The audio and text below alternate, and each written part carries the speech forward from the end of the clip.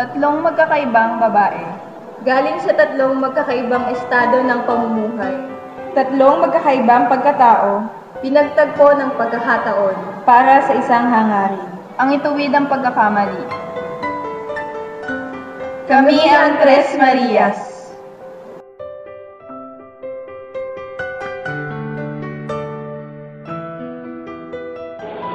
May mga bagay sa mundo na nangyayaring hindi natin inaasahan. Pwedeng nangyayari ito sa isang dahilan. Minsan nga'y nagiging biktima lang tayo ng pagkakataon. Mahirap man, ngunit dahil sa ating mga nagawa, sumasabay na lang tayo sa agos ng buhay. Ako si Maria Bettina Santos. Masanay akong tinatawag na Mabet. Lumaki ako sa hirap. Anak ako ng masipag na namamasukan bilang yaya. Pangarap ko ang umahon kami ng nanay ko sa hirap. Uy, hi! Hi, Mabet! Fatima. Pupunta na ako sa library. Sasama ka na ba?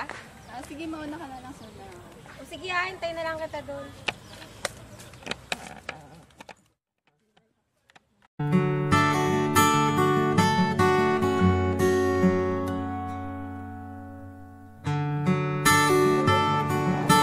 According to the recent census, there are 10 million Filipinos in Metro Manila.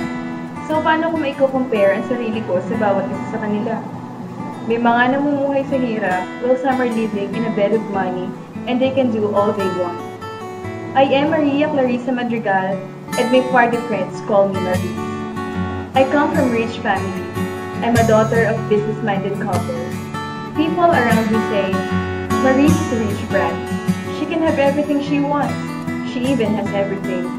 But I say, I may have that everything, but I still have less.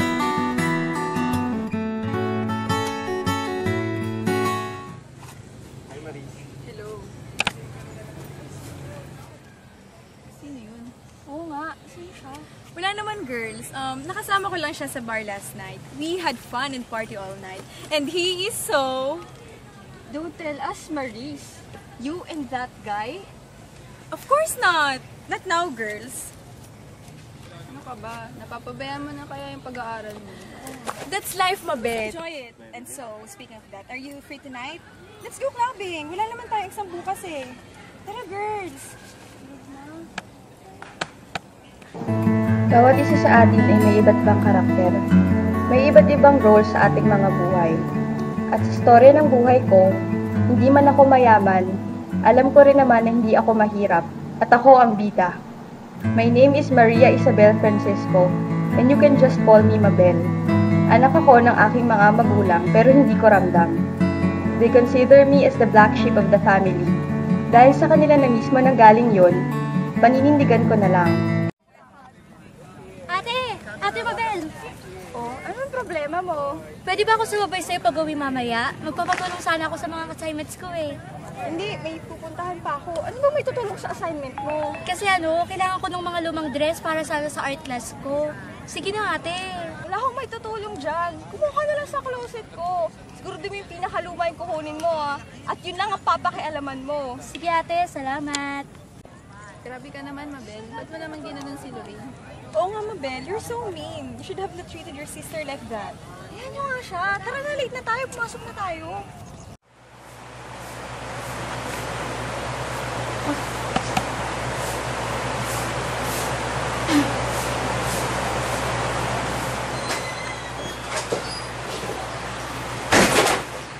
Lorraine! Ano yung ginagawa mo? Bakit ito yung kinuha mo? Eh, yan yung nakita ko na luma ate eh. Di ba matagal na yan? High school pa kaya niya, kaya yung kinuha ko. Lumabas ka na sa kwarto ko! Get out! Eh, ate naman, ba't ka ba nagagalit? Eh, di ba sabi mo kumuha lang ako sa closet mo? Napaka-pakialamera mo kasi. Pati itong kwintas ko, pinakialaman mo din. Lumabas ka nga! Ano to, Mabel? Mabel, ano ginawa mo sa kapatid mo? Itanong niyo, ano ginawa ni Lorraine? Pinakialaman niya yung gamit ko, damit ko, pati kwintas ko. Eh, di ba ate sabi mo nga sa closet mo lang ako kumuha? Yun nga yung sinabi ko, pero hindi ko sinabi Hindi nga kayo, Mabel. Hindi mo dapat siyasaktan ng kapatid mo. Sinasaktan? Dress at kwintas lang yung Mabel, tapos tanong kong kapatid mo. Pwede ka nang ulit umayos ka, tanda mo na. Sige, Mapa, ako na naman ang mali. Ako na ang argabyado, ako pa din ang mali. Yun na lang anak mo yung laging tama. Yaya,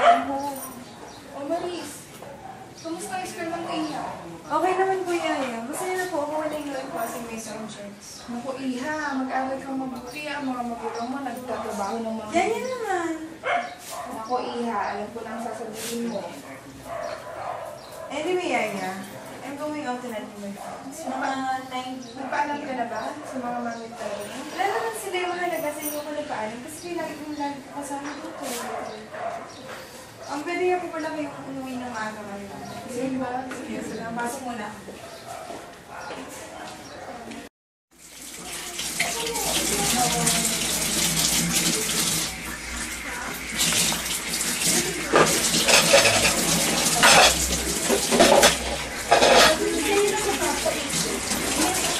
Ano, tagal pa ba yan?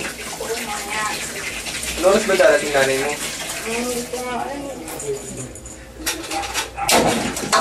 Oo, dahan-dahan. Sorry. Tulungan mo kaya ako dito, no? Kaya mo na yan. Sa bahay nga, hindi ako pinapagawa niyan eh. Oh, mga anak. Panay, Ganyan ah. ano po? Oo nga po na eh. Tayo po, bakit maaga din? Oo nga eh, buti maaga akong uwi kina Maris. Kumain na ba kayo? Ay, hindi pa po na eh. Naku, hindi pa. Saan na ba yung kawali? Ito po may paligo. Kamusta naman pag-aaral niyo? Ayos naman po. Eh, sa katunayan nga po eh, tapuan na naman po si Mabet. Ikaw ba tumabit? Oo, naku. Laking pasasalamat ko. Tama nga ang tatay mo. Ikaw daw mag-aahon sa atin sa kahirapan. Laking pasasalamat ko, anak, at nakapasok ka sa scholarship na yan at sa universidad na napakaganda. Ikaw din, James, mag-aral kayong mabuti, ha?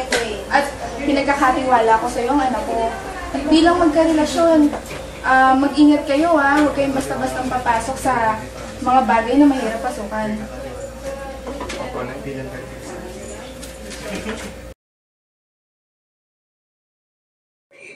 Make it bounce, bitch. I make it rain, drink. This was good shit. Down, down.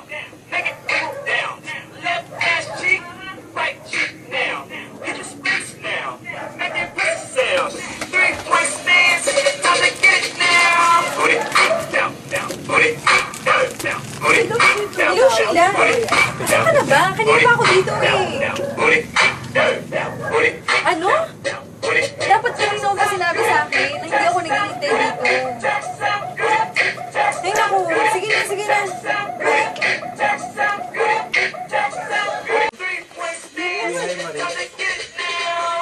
Hey, hindi na makita see you again.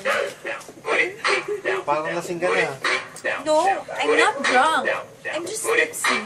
Hindi ka na, iuwi na kita. Sabihan na lang si Sheila na iuwi na. Baka nag-aaral na rin ang magulang ko. They don't love me. They don't even care about me. Hindi mo ako hanapin sa amin. Jorge! Alay ka na, alay ka na.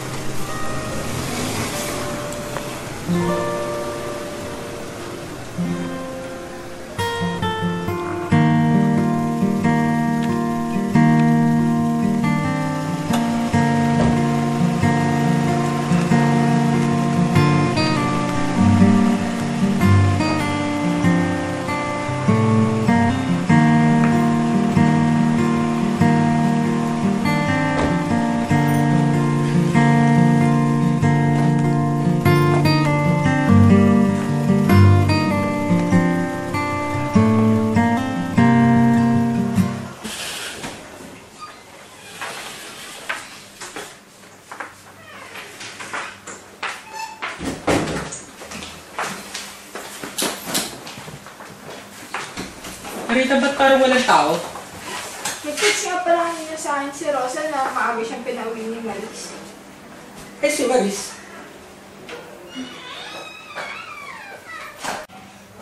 Maris, where have you been? Late na! Hindi ka man na nagpaalam sa amin ng daddy mo. Nagpaalam mo nung kay Yaya eh. Maris, umupo ka nga dito, mag-usap tayo.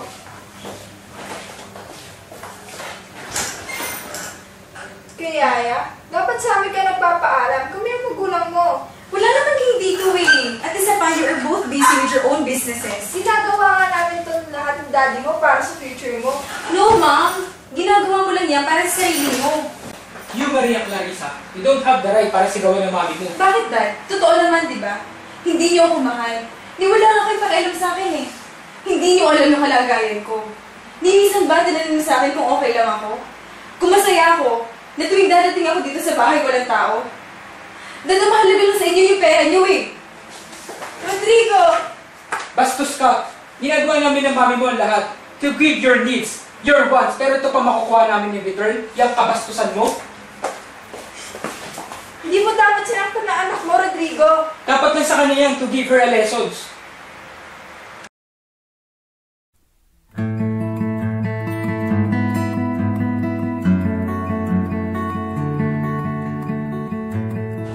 Hey girl! How's your night with Patrick? Huh?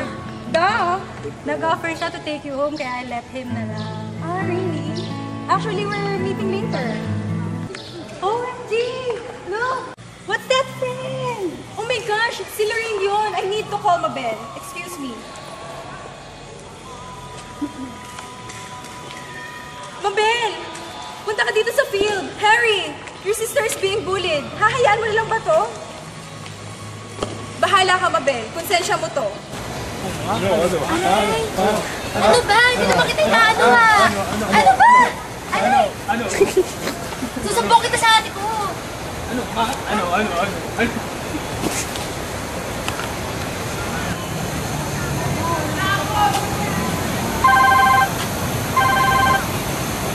Hello? Oh, Maris!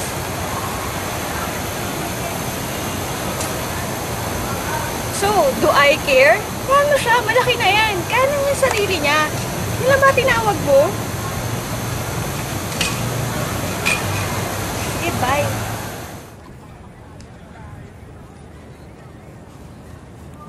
James, paano natin sasabihin kay nanay ang kalagayan ko? Hindi ko nga alam. Paano ng mga pangarap ko? Hindi ko rin alam. Dali nga. Paano na yung mga pangarap ko sa pamilya ko? Ang maayahan sila sa kahirapan. Hindi ko na problema yan. Ayusin na lang natin to. Anong gagawin natin sa bata? Total, ayaw rin naman natin sa batang yan. Ipalaglag na lang natin.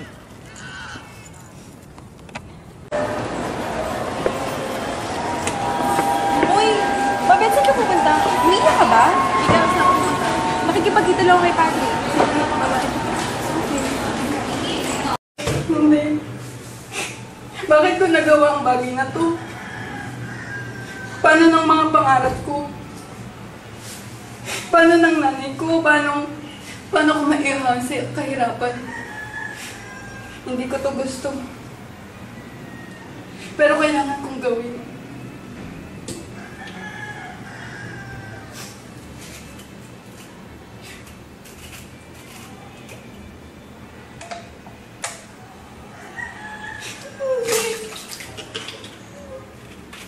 Hindi ko kaya. Hindi.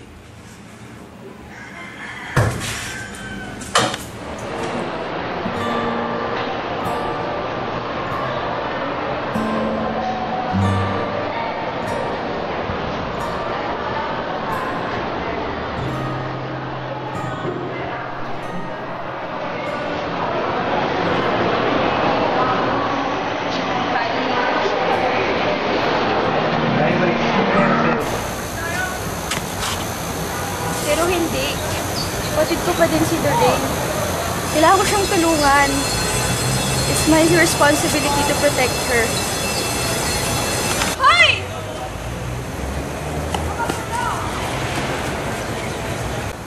Lorraine, sorry Lorraine. Hindi kita napagtanggol sa mga umaaway sa'yo. Okay lang po natin. Wala ka namang kasalanan.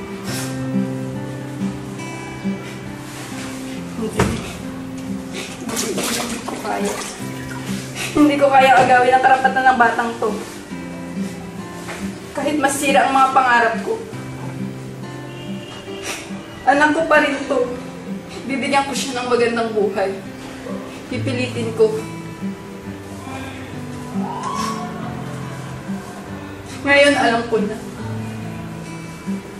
Alam ko na kung bakit binigyan ng tao.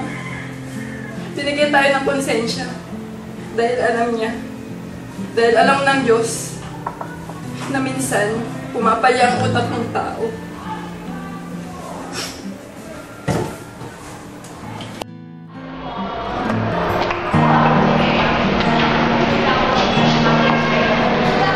Nag-away ko ng parents ko last night. Dad got very mad at me. Even mom.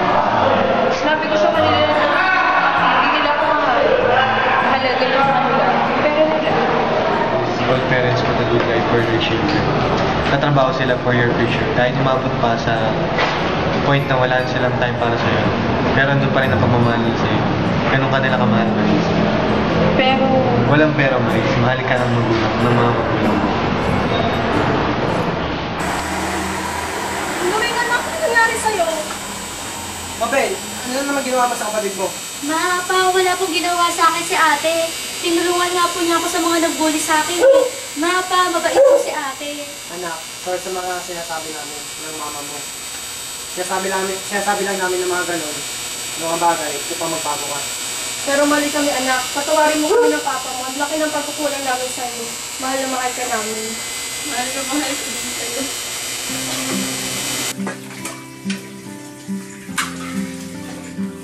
Nay. Nay. May sasabihin po ako. Ngayon anak. Gusto ko po umilang ng tawad. Sinira ko po ang mga pangarap natin. Ang tiwala niyo sa akin. Nay. Nay, buntis po ako. Di ba sabi ko naman sa inyo, alam niyo yung limitasyon mo? Nay, gusto pong ipalaglag ni James yung batang to. Pero hindi po ako pumayag.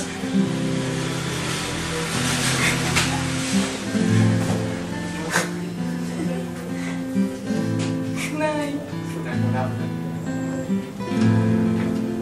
Hindi ko po sinasadya. Patawagin mo ako.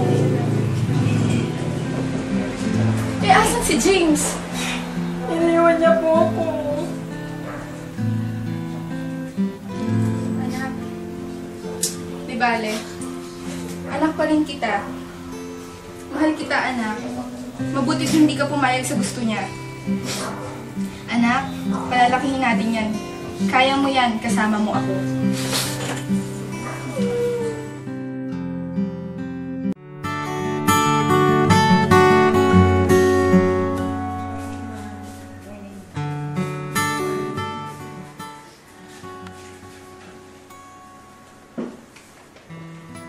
Dad, I'm sorry.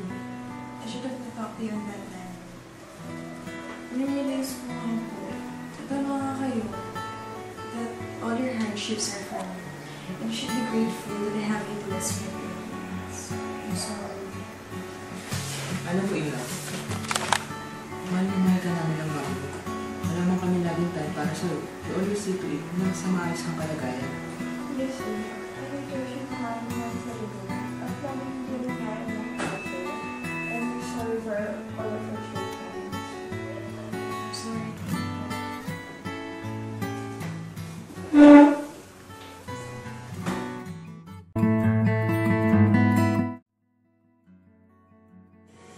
Kumusta ka na, Maris? Okay na ba kayo ng parents mo? Yes, Mabel.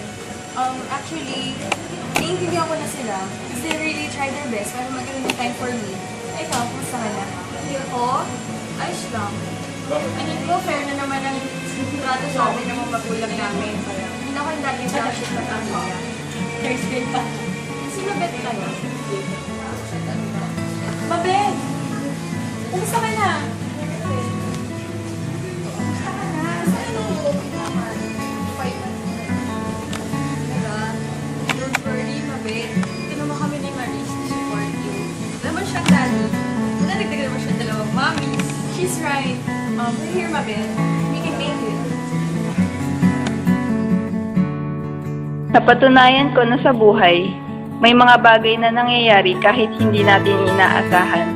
Hindi natin inaasahan, pero nangyayari kasi may dahilan. Maaaring nakagagawa tayo ng kamalian dahil tao lang tayo at hindi ito maiiwasan. Ang mahalaga, hindi hindi na tayo gagawa ng isa pang kamalian. Dahil kailanman, hindi maitutuwid ng isang kamalian ang isa pang kamalian.